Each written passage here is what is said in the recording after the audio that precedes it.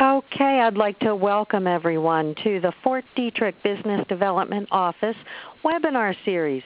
Today's webinar is Government Proposal Writing 101. I am your host, Gloria Larkin, President of Target Gov. We're presenting this webinar in conjunction with the Fort Detrick Business Development Office. Before we get started, I have a few teleconference notes for you. This is a live webinar. For those who are attending today, you are online for the visual and dialed in via phone for the audio, or you may be hearing both online. If you are viewing this as a recording, there's no need to dial in via telephone. But because this is live, we will mute the attendees so that background noises will be kept to a minimum. You'll hear a beep now. However, if you need to take another call, we still ask you to hang up on this line and call back when you want to return. You will be allowed in. If you put your line on hold, your on-hold message may be heard by others, and that will be extraordinarily distracting. So we'd prefer that you didn't take any other calls and just stay online with us, but we know the realities of business today. Due to the number of attendees today, we are going to ask you to send your questions in by email. At the bottom of your screen where you see the questions with a question mark, there is an email address noted. It is ask@fdbdo.com. You can send an email in any time at all during the session, after the session, or any time, day or night, if you have questions for the Fort Detrick Business Development Office related to this particular webinar or any of our other webinars. 24/7, we will follow up with you and give you a response to your email. If you ask questions during the session today, we'll work them in at the end of the webinar. If we cannot get to everyone's, we'll follow up with you individually afterwards, so we guarantee everyone will have their question answered. Just jot down that email address, ask@fdbdo.com. If you are on a cell phone and you lose the connection, don't worry, you can call back in. You will be readmitted. And if you put your call on speakerphone, please mute the line so that we do not hear your office background noises. If you have any problems at all while you're on the line, please call our office number. I'm going to give this to you, so just jot it down in case you have any questions or problems. 301-620-7071. And we will take questions towards the end of today's session. So please email them in. We want to make sure and answer everyone's questions that come in. And we are recording today's webinar to make it available to you for future access 24/7 at your convenience. So the next hour is going to be full of great information. Let's go ahead and get started with Government Proposal Writing 101 webinar. Before we get rolling, I'd like to introduce our Fort Detrick Business Development Office Director, Christine Demas. Christine, are you online? Yes, I am, Gloria. How are you? We're doing fabulous. Very excited about today's webinar. If you know how to write winning proposals, this is how your business will increase revenues, right? Oh, this is going to be a good one. Everyone always has questions on how to actually write a winning one. And would you like to mention the next webinar since we have it up on the slide? Sure. Our next webinar is Cash Flow and Government Contracts, which is July 26th. It's another webinar, and it will start at 12:30 and run an hour. Thank you very much. Now we're going to have Christine back after we have our subject matter expert today go through the proposal writing process.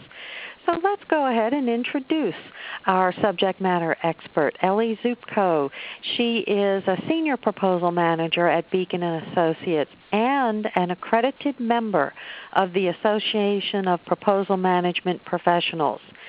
She has over 6 years' experience in writing federal proposals, but actually she has experience managing and winning hundreds of millions of dollars in proposals. So Elly brings a wealth of information and expertise to today's session.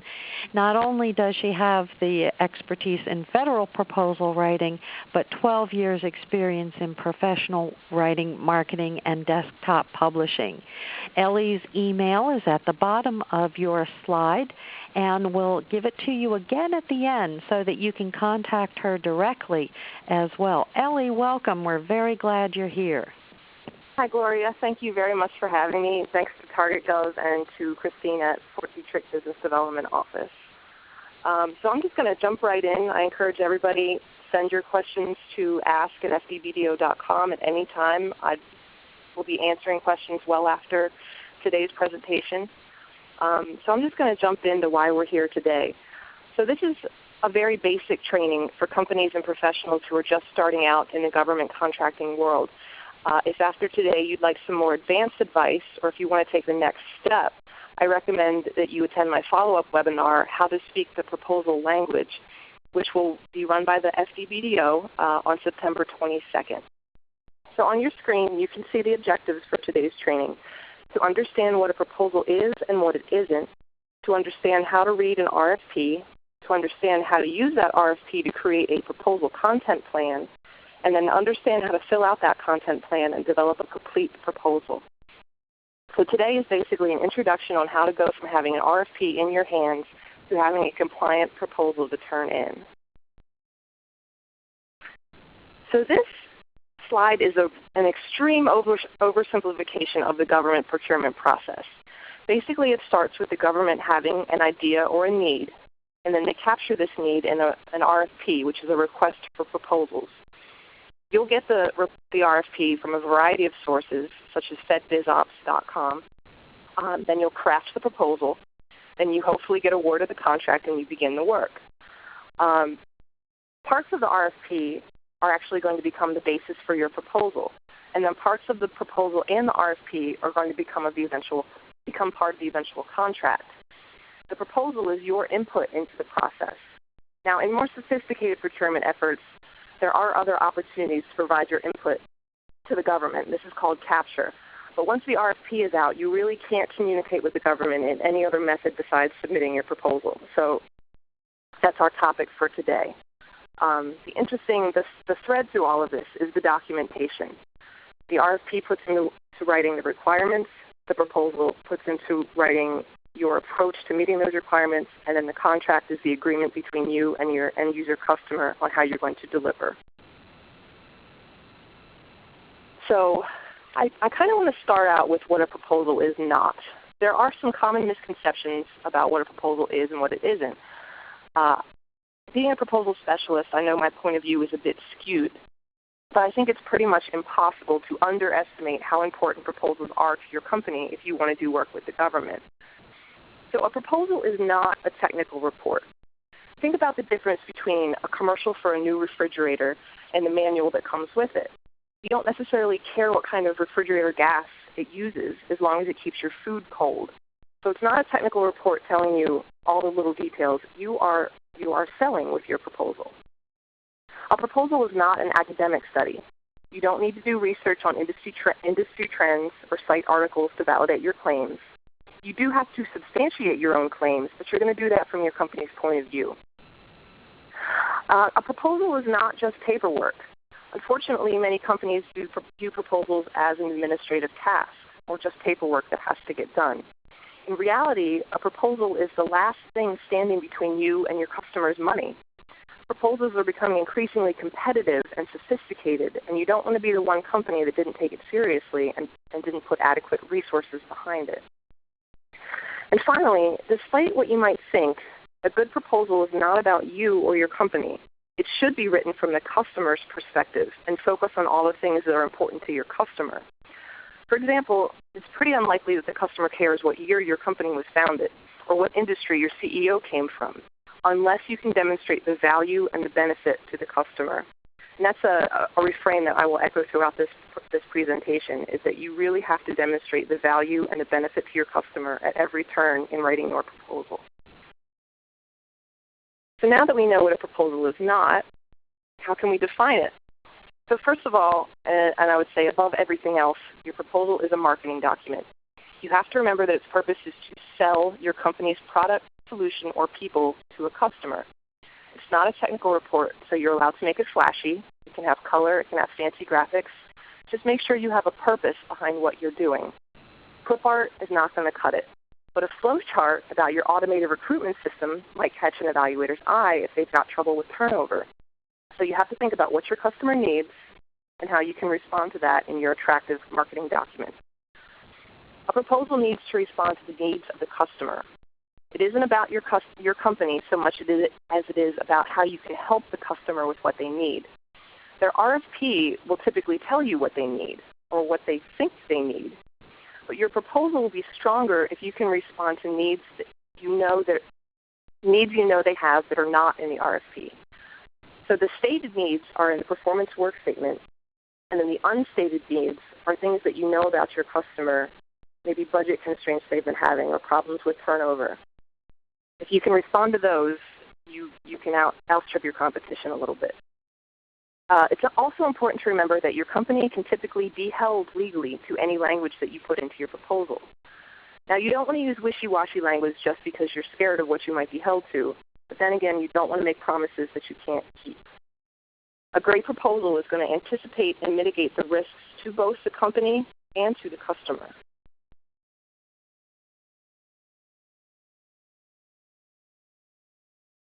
So all sections of an RFP are important. At least one person in your company needs to read the RFP in its entirety. Preferably everybody involved in the process should read the whole thing. But an RFP can run 80 to 100 pages and longer, so you need to be able to prioritize. If you are leading the writing of a proposal, you should be focusing on sections C, L, and M. Now, not every agency follows the proposal format of having sections A through M, but most do. And all RFPs are going to have these major sections: the statement of work, the instructions to offers, and the evaluation criteria. So I'm going to go a little bit out of order here by how they shape your proposal, but I'm going to go through these sections and tell them why they're important. So we'll start with section L because it provides the architecture for your proposal. Section L is going to tell you how to organize your proposal or your sections, what to write about, and how to format your response. It's absolutely essential that you adhere to all requirements in section L. If they want it double-sided on legal-sized paper in purple binders with only one sentence per page, then that's what you have to do. Your proposal can be thrown out for being non-compliant to the RFP. They don't have to throw it out, but if they've received 500 responses to an RFP, evaluators are going to be looking for simple ways to narrow down the playing field. So your proposal is going to mirror the instructions in section L. Let's talk a little bit more about that. As much as you can, you want to match your numbering system to the headings that are numbered in section L. The single best thing that you can do to increase your chances of winning a bid is to make your proposal easy to navigate. You need to make it easy for evaluators to find what they are looking for. Keep in mind that they have scoring sheets and evaluation criteria, checklists, and the first thing that they're going to look for are the parts of your proposal that line up with what they're looking for. Generally, proposals are not read. Evaluators don't start at the beginning and go all the way to the end. They are looking for the things that allow them to check boxes on their list. They are not read, they are evaluated. So you can see in the graphic here that this might be the way that the table of contents in the RFP is organized, and then that's how that translates over into your proposal, making it very easy for them to find what they're looking for. Okay, section M is the evaluation criteria. Proposal evaluation can come in many forms. Some RFPs have numerical scoring systems, others have color systems, and still others use adjectival ratings, such as good, excellent, poor, fair. The evaluation criteria should always be at the forefront of your mind as you're composing your solution, your graphics, and your writing. The evaluation criteria is what you were scored on, and the highest score is what's going to win the bid. If the evaluation criteria is not provided, or if it's vague, then it's up to you to use your knowledge of the customer to figure out what is important to them. Sometimes you can even craft your own evaluation criteria. And if you're really ahead of the game and you're starting to put your proposal response together before the RFP even comes out, which I do highly recommend, you need to use your knowledge of the customer to craft your own evaluation criteria and really hit those hot buttons that are going to really resonate with your customer as they're evaluating your proposal. And finally, another useful use of evaluation criteria is that you can use it to develop your forms for internal reviews. You can basically do a pretend source evaluation board within your own company with your colleagues acting as the evaluators using the evaluation criteria from the RFP. And they'll go through the proposal to see how it stacks up, see what kind of score you're going to get. Okay, the next really important section is Section C, the Statement of Work/Objectives. Section C tells you what you shall do, and your proposal is going to say what you will do. These are slightly different verbs here, but they're very important in the proposal world. Now, the government's going to tell you what you shall do, and you're going to say what you will do. These are going to be the same things, but I say that you have to show your work. This is basically saying the who, what, when, where, how, and why of what you're doing. It's important that you use the same language that's in the RFP. So if they say content management system and you say database, then you need to say content management system. You need to be, whenever you're talking about the same thing, is use the government's language. Just like people do with a lot of resume tools now, some agencies are using evaluation software, which will go through your proposal and find keywords. And again, if they can't find what they're looking for, you're going to get a poor evaluation score. Now, I do have to caveat that with the warning to don't parrot the language. Now, parroting is this example. The RFP says, the contractor shall conduct virus scans. And you say, we will conduct virus scans. That's parroting. You're not adding anything to the conversation, and the evaluators aren't going to like it. Some RFPs expressly forbid parroting because the agencies have seen it so many times. Don't be the one to make your evaluators sigh in frustration. Be the one to make them smile because they're seeing what they want to see. Now, sometimes it might seem that there is a lot of text in the statement of work. It's a lot of stuff to respond to, and you don't feel like you have enough pages in your proposal to respond to everything. In these cases, it's really important to, number one, use the evaluation criteria, and number two, use your knowledge of the customer and spend proposal real estate hitting the points that are most important to the customer. Okay, so how do we get from here to there? You have the RFP, you want to get to the proposal. Well, you have all the ingredients. Now you just have to create the recipe from which to work. So I'm going to start with a few methods that you can use to create this recipe. This is a screenshot of a tool we call a compliance matrix. Compliance matrices are great for really long RFPs that have really complicated responses, such as a lot of volumes, a lot of sections. If you have a lot of people working on your proposal team, this becomes sort of an access point for them to find what they're looking for without having to shred the whole RFP themselves. Some RFPs even require that you submit a compliance matrix as part of the response. They might call them a response matrix. In some cases, the compliance matrix might be an unnecessary step. But if you're just starting out with proposals, it will be a helpful tool for you to ensure that you aren't missing anything. So across the top, you're going to list the proposal section number, the section title, then the RFP section numbers for section L, M, and C, just like we went over. And then you can even add columns for the actual text from the RFP from L, M, and C, and assign page limits, assign an author. You can put as many columns in here as you want to create a helpful go-to point for all the information you need to complete the proposal section. And then as you go down row by row, you're going to follow section L. So section 1 of your proposal is going to mirror section 1 of section L. And just go right down. You could consider the compliance matrix to be a way to assemble and measure out your ingredients. Of course, this only contains the ingredients that the RFP provides. Your company and your subject matter experts are going to provide the ingredients of your solution and your win strategy. Now I'm going to go to a second tool that we use a lot at Beacon, which we call the content plan. So content plans come in many shapes and sizes. It's going to be up to the needs and the habits of your company to figure out which type works for you. Sometimes these are called storyboards or annotated outlines. At Beacon, we call them content plans because they help us plan our content. The content plan is really your recipe. So what you're going to do is start with your document template. Now this could just be a blank Word document, or if you have a template that you use for all proposals, you'll start with that. Then you're going to add the numbers and the headings from Section L or from your compliance matrix. Then you're going to add the evaluation criteria to the top of the section. That's going to focus you so that you always have the evaluation criteria at the forefront of your mind. Then you're going to add the instructions from Section L to the appropriate section. It might be helpful to make these instructions a red font color so that you know to take them out later. Then you're going to add relevant sections of Section C so that you're talking to the right topics. Again, you might want to color these blue or purple so that you know that you need to take them out before the proposal is complete. And then you're going to write the proposal by replacing your instructions with your response. So writing basically becomes a process of elimination. So here's a screenshot from a sample content plan. This is one that I recently put together.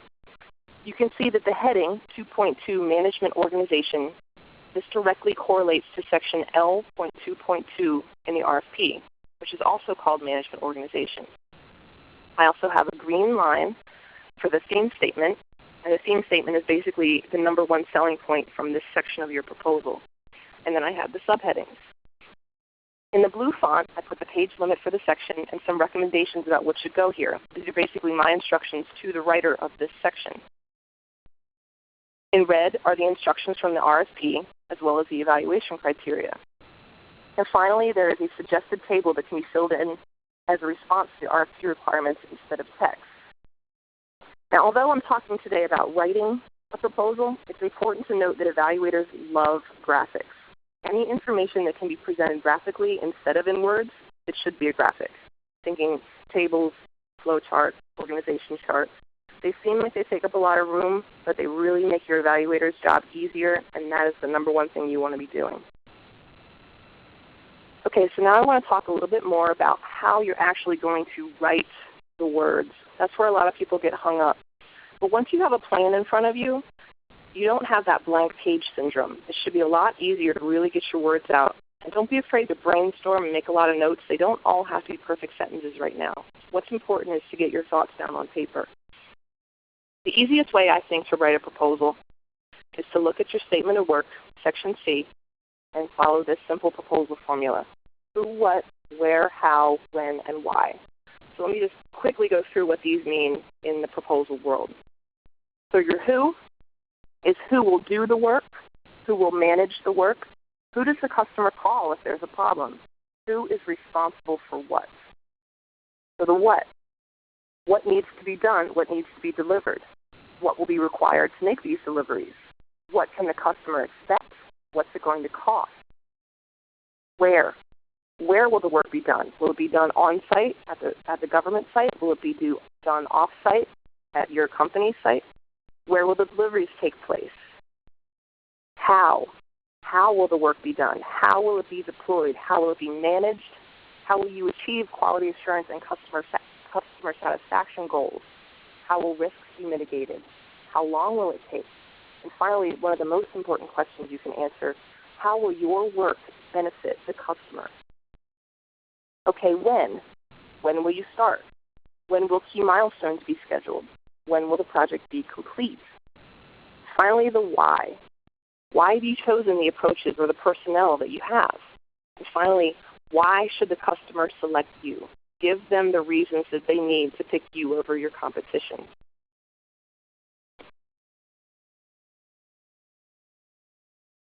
So there are a lot of specialized proposal writers out there, like myself.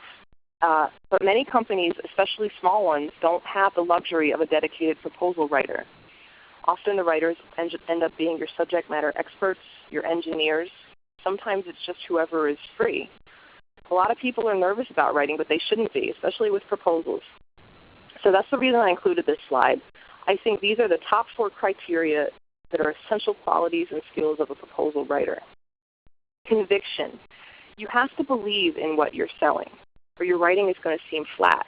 If you can't convince yourself that you have the best solution, there's no way that you can convince your customer. I would also add that you want to have passion about your company and passion about what you're offering your clients. Next is flexibility. RFPs get amended, proposals teams shift, priorities change. You have to be able to go with the flow. Proposals are tough projects because they're so fast-paced and there are a lot of moving parts. Deadlines change and sometimes people have to drop off a proposal or be pulled on late because of shifting priorities. A good proposal writer can handle all of this and still deliver a good product at the end. Analytical thinking skills. Sometimes writers will be given a solution from their subject matter experts or from engineers that just doesn't seem right. For example, you don't think your company is bidding enough people to get the job done, or maybe you don't think that you can do what you're saying you're going to do in the set budget. A good proposal writer is going to bring this to the attention of the decision makers. If it doesn't look right to you, it's not going to look right to an evaluator. So you have to use your analytical thinking skills to make sure that you are closely evaluating everything that you're writing. And finally, the ability to follow directions.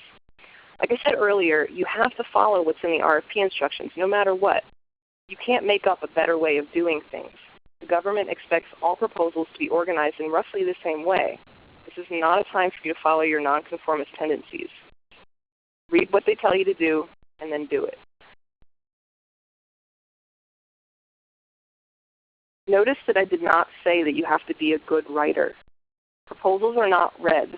They are evaluated. Your evaluators are looking for specific information, and they're looking for the reasons to choose you over your competition. If you make it easy for them to find that information, that's really all you have to do. I would recommend short sentences and short words.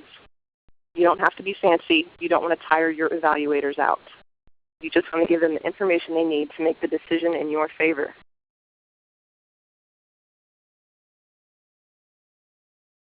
Now, once you have your proposal down, even in the draft form, it can be really tempting to spend a lot of time tweaking your document formatting, looking for misplaced commas, fixing spelling mistakes. But with a limited amount of time, you really need to focus your energy on what's going to win the bid. So this is why I included a hierarchy of proposal needs. The top of the pyramid are the things that can be chopped off first when you run out of time. The things at the bottom are the things that you have to have if you want to win this proposal. At the bottom you have compliance. Like I said earlier, you have to follow all the instructions in an RFP or they can use that as a reason to throw you out. After that, you need to be sure that you are optimizing your text against the evaluation criteria. You should be focusing on what the government has said is most important to them. Because if you don't get the highest score, you're not going to win the contract. Above that, you want to make sure that you have your win strategies in place. Another way of saying win strategy is your reasons that the government should pick you. Give them the reasons, and they will follow them. Above that, you have presentation, visual communication, and navigation aids. These are the things that make the proposal easier to evaluate by the evaluators. Above that, proofreading and editing, and finally, style. Some people call that one voice. If you have a lot of sections written by different people, it may sound like they're written by different people. It's not as serious a problem as some people might have you believe. It's really the least important thing you have to worry about. Make sure you cover the bottom portions of this pyramid, and you will increase your win probability. So these are my final thoughts. You can't win if you don't show up, but you also can't win if you just show up. Being merely compliant and just following directions in RFP is really the least you can do. It's not going to impress anyone. You're only telling them what they already told you. Anyone with an RFP can be compliant, and you are doing nothing to differentiate yourself from the competition. So I would say stay tuned for my next webinar, How to Speak the Proposal Language, and I'm going to give you more tips on how to plan your content. and how to maximize your evaluation score by getting the words right. So I think I'm going to hand this back over to Gloria, and we might take some questions. That would be perfect. Wow, you are right on time with this. Great job, great job. But we do have many questions that have come in. I don't know if Christine is available to take any of those questions or ask any of those questions that came in through email. Sure, I am. I have a number of questions that came in. The first one, Elly, comes from Susan, and she asked if it's acceptable to use more creative style of writing, using maybe marketing language, or is it better to be direct and simple, not using superlatives? And in addition, would case studies be okay in your proposal? That is a really fantastic question. Thank you for asking, Susan. This all goes back to knowing your customer. There's no one answer for all proposals. You really have to have some intelligence on who is going to be evaluating your proposal. For instance, a military organization might be much more interested in the hard facts and statistics. A more creative organization may be looking for you to tell them stories and anecdotes, and case studies would be a great example of that. So I think that there can be a case can be made for either one of those styles, but you really have to know what your customer is going to want to expect to see in the proposal. There are other schools of thought in that you want to stand out from the crowd, and if you know that all of your competition is going to be submitting really dry, fact-based proposals, that you can make yourself stand out by being a little bit more colorful and more creative in your proposal. That's a riskier approach, but again, it just goes really back to understanding your customer and what they're expecting to see, and then delivering that to them. That helps a lot. I have one more question from Paul. He asks, I'm not clear on what a theme is. Can I just write our ideas and add the pricing? That's an interesting question, and I love to talk about win themes. I'll be talking about them a lot more in my next webinar because I can talk so much about them I didn't include them today. But to really boil it down, a theme is one or two sentences that sums up the reasons why the evaluator should pick you. A theme generally has three elements. The first element is the what. It's the what part of your solution you're talking about. The second part is how that part of the solution will benefit the customer. And then the third part of the theme is some substantiation to that claim. You can tell them that something will benefit them, but it doesn't hold up as much as if you tell them that you have an example of how it's worked in the past. For example, you might say that we have ABC software, and it has been proven to reduce runtimes by 35% at 26 out of 27 of our customers' offices. So you start with the what part of your solution. Talk about the benefit to the customer. It's going to reduce your times by 35%. And then substantiation is 26 out of 27% of our other customers have experienced this. Ideally, you want to have a little theme at the beginning of each major section to sort of sum it up for them. Because some evaluators are going to go through and they're just going to look at your themes. They're just going to look at the highlighted portions of your proposal. So you want to be sure you're putting something really strong in there that focuses on the benefits and the value that you're going to bring to them. Hey, talk about step-by-step instructions. That's pretty good. Gloria, do you have any questions? Oh yeah, we've got a ton that have come in. I've got one question from Barbara on the executive summary. She says, I've heard some people say write the executive summary last, others say write it first. I'm confused. What do I do? That's a great question. Thank you so much for bringing that up. This is a real point of contention, and I have to admit that I used to get this wrong when I first started in this industry. Because the term executive summary is used across a wide variety of different kinds of writing, but it really is its own animal in the proposal world. In a typical technical report, an executive summary is a lot like an abstract. It is just a summary of the meat it's in the rest of the report. But in a proposal, it is not like that. Your executive summary in a proposal is not a summary of what's in the proposal. It is a summary of your top reasons that the government should pick you. Your executive summary should typically run about 10% of your total proposal length. So if you have a 50-page proposal, your executive summary can be up to 5 pages. And you're going to want to pick the top 3 to 4 things that are most important to your customer and respond with how your solution meets those needs. For example, if they've experienced a lot of turnover on this contract, maybe one of your points in your executive summary is how you have a low historical turnover rate, you have processes in place to retain valued employees, and then you're going to pick 2 or 3 more things that are important to the customer and address each of them. Basically, everybody who evaluates the proposal is going to read the executive summary. You don't want to have them reading the executive summary and then moving on to another portion of the proposal and reading the exact same language. You want the executive summary to have that language that's really going to hammer home all the reasons the evaluators should pick you. Well, that's perfect. That really is a unique way. You have a very good way of getting right to the point. I'm going to come to all of your webinars. Donna sent in an email saying that she has not seen proposals for her exact work. Should they submit an unsolicited proposal? That's really interesting. And I'll admit that I don't know a whole lot about unsolicited proposals. My experience has told me that the government agencies have to, in most cases, they have to competitively procure work. So if you do submit an unsolicited proposal or, say, a white paper to an agency, they would probably use that to turn it into a statement of work and then release a competitive RFP.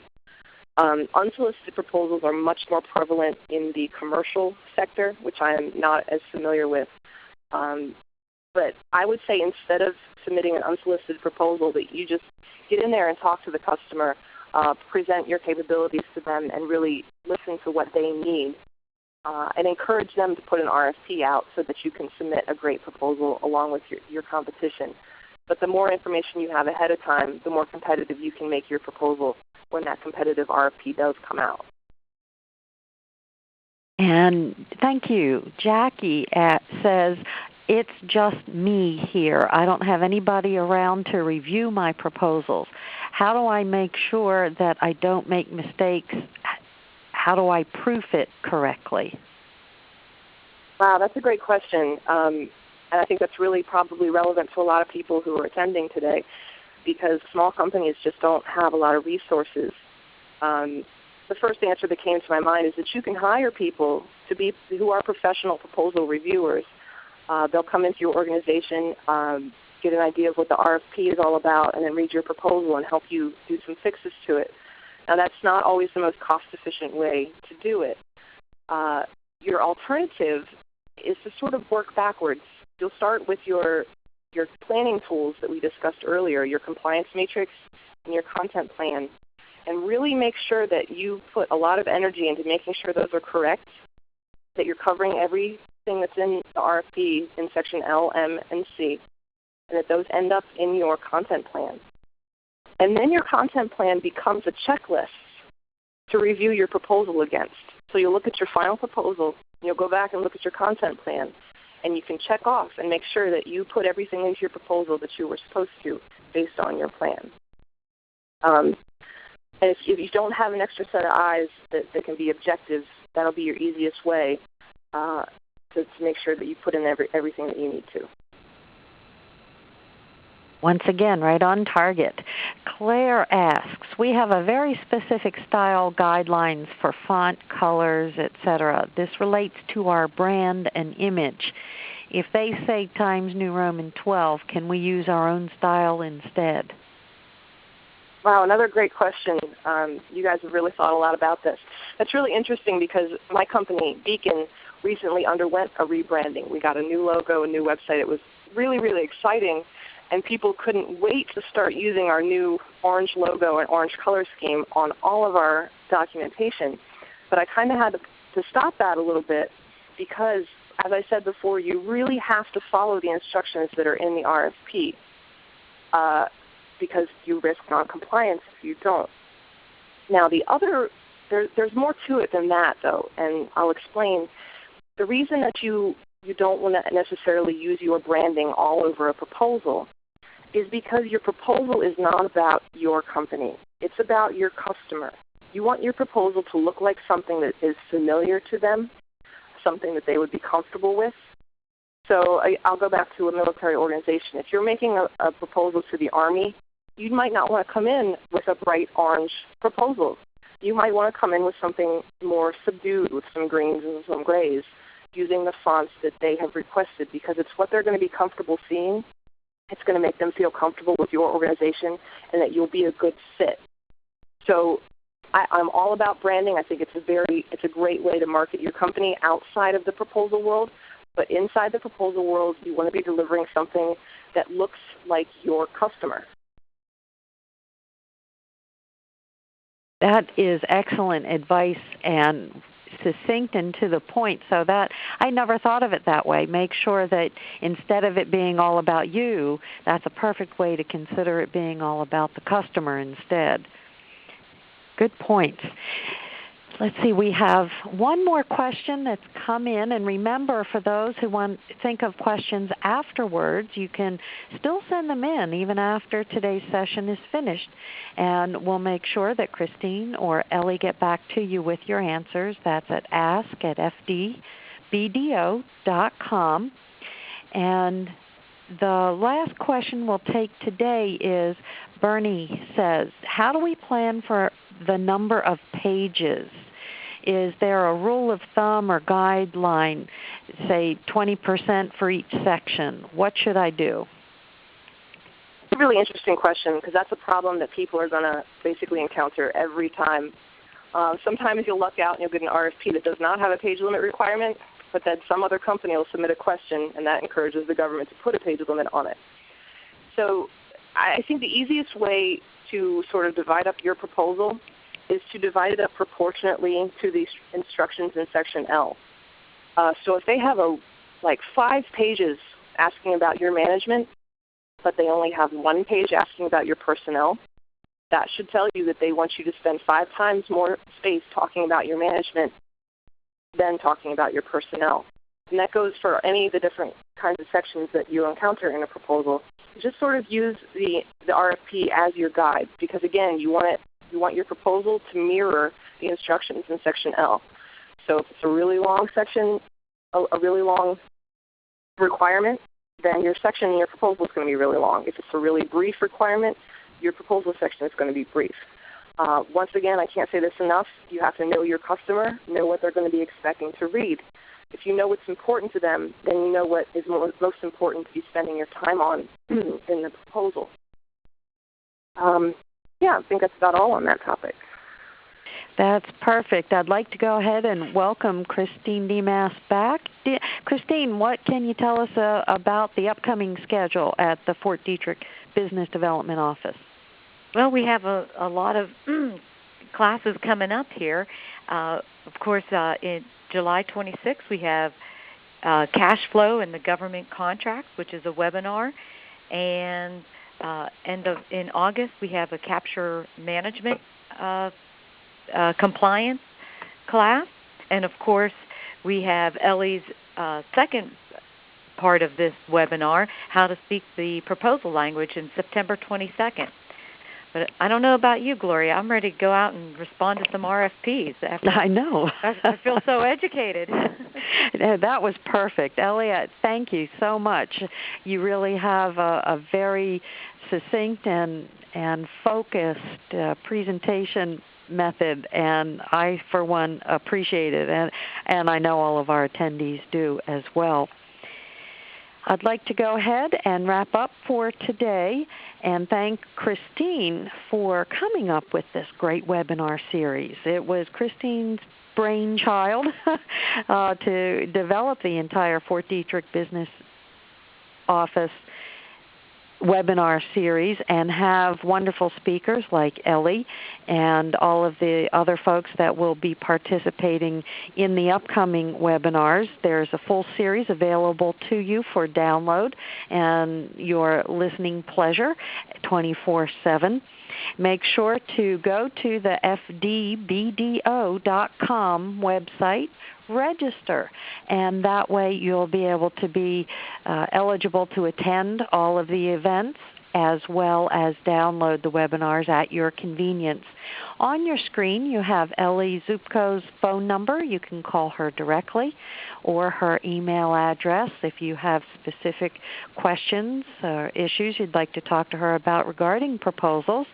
Christine Demas, the director at the Fort Detrick Business Development Office, is ready to help you become more successful in doing business with Fort Detrick. And I am Gloria Berthold Larkin. My contact information is also listed. I'd look forward to helping you open up doors to your government contracting success. I want to thank Elly. Thank you so much for participating today. You've been a pleasure to work with. Well, thanks for having me, ladies. Absolutely. Christine, once again, always a pleasure working with you. And bye-bye, everybody. We'll talk to you at the next webinar for the Fort Detrick Business Development Office. Bye-bye. Thanks.